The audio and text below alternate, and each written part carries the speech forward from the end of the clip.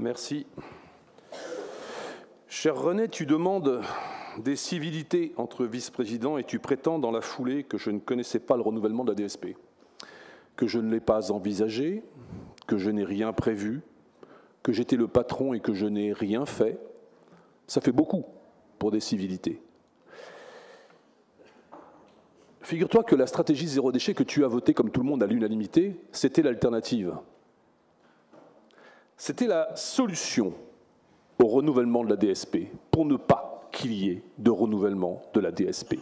Si tu ne l'as pas compris, le début de ta mandature sur les déchets va être très pénible parce que tu prétends pouvoir poursuivre la politique zéro déchet, la baisse, le tri. Tu prétends mettre cette politique en place avec un projet d'incinération de 45 000 tonnes de déchets. Et ça, partout où ça s'est fait, ça a bloqué le tri. Ça montre que tu n'as pas envisagé qu'en fait, c'était le même échec qu'Améthyste qui nous était prévu, parce que c'est exactement ce qui avait été annoncé pour Améthyste.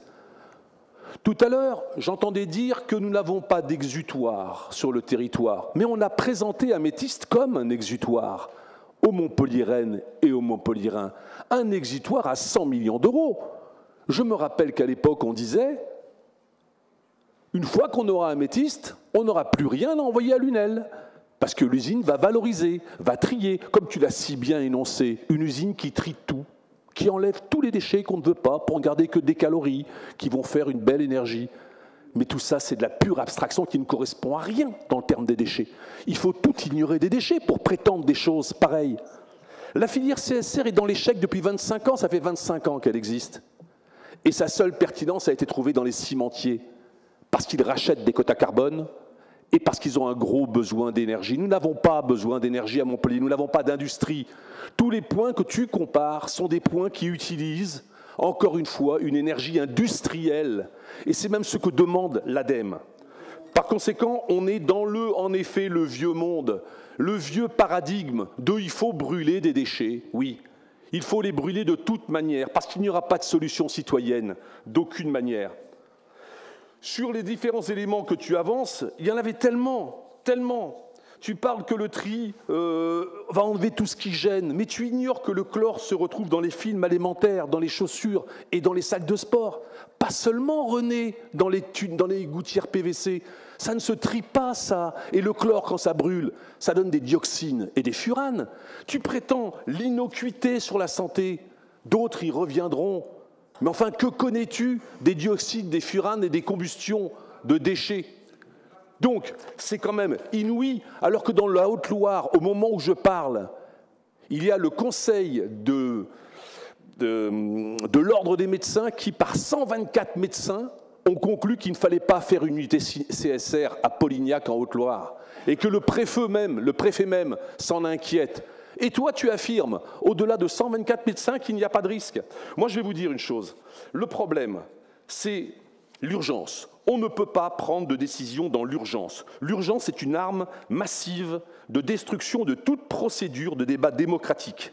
C'est pour ça qu'il faut reporter ce choix d'orientation sur les CSR. Parce qu'en fait, il s'agit de quelle urgence? Le renouvellement d'une délégation que nous ne pourrions ni prolonger, ni modifier d'aucune manière?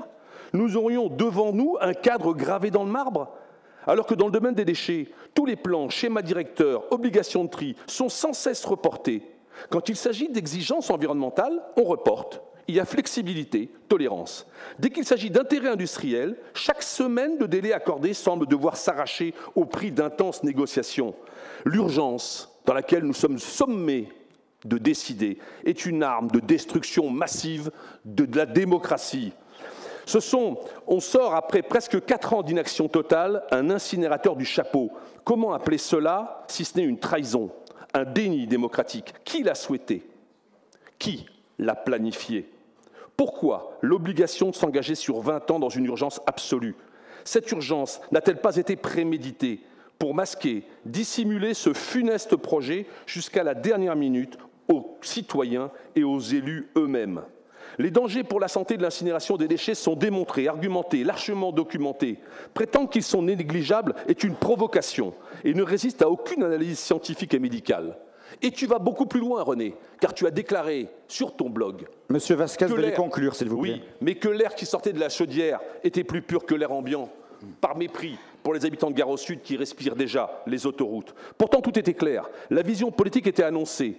Et ne veuillez prêtez pas conclure, à confusion. monsieur Vasquez. Non, mais je termine, s'il vous plaît. Vous concluez, oui, vous avez 5 minutes je et n'ai vous pas avez la 5 parole, minutes. je n'ai assisté à aucune audience, aucun débat. Vous étiez convié, vous y étiez convié, vous n'avez pas voulu venir. Donc veuillez conclure, s'il vous plaît. Alors, qui a compris l'échec d'Améthyste? Vous l'avez compris, monsieur Calva, l'échec d'Améthyste, qui dissuade du tri, qui maximise les refus, qui nous a mis dans l'impasse. Le président lui-même a parlé de fiasco sur le projet d'Améthyste. Et on est en train de faire le même, parce que ce que nous faisons, ce n'est pas un TMB compost, c'est un TMB CSR. C'est exactement la même machine.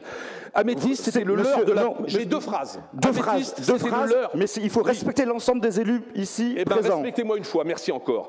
Améthyste, c'était le leurre de la valorisation organique de nos déchets. Première phrase, deuxième phrase. Les CSR sont le leurre de la valorisation énergétique de nos déchets. Je vous remercie. Ce n'est qu'une variation sur le même thème, celui de l'échec programmé, parce que voulu, de la participation citoyenne à la réduction et au tri de nos déchets. Je passe la parole.